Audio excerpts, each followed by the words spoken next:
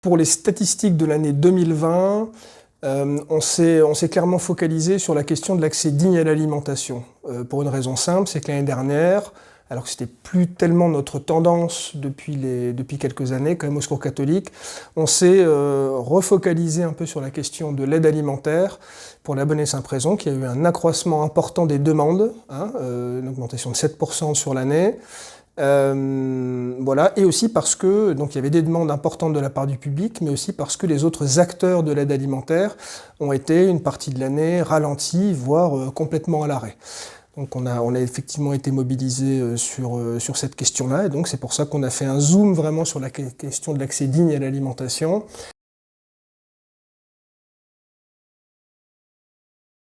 Alors, statistiquement, les personnes qui étaient déjà auparavant en situation de pauvreté, donc étaient vraiment dépendantes des associations pour survivre, pour ces personnes-là, la situation ne s'est pas améliorée l'année dernière.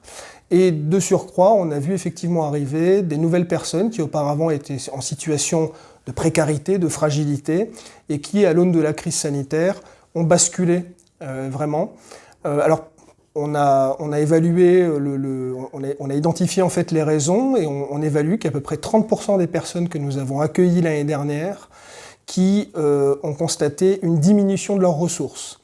Et notamment les personnes en situation d'emploi, qui ont augmenté de 10% dans nos accueils l'année dernière.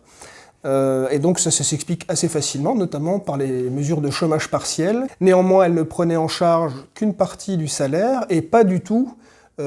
toutes les primes qui permettaient quand même à des gens d'avoir des salaires qui leur permettaient quand même d'être à l'équilibre. On essaie de développer des actions un petit peu alternatives, parce que je crois qu'on ne peut pas se satisfaire quand même que dans un pays riche comme le nôtre, même si bien sûr il a des difficultés, mais néanmoins, se dire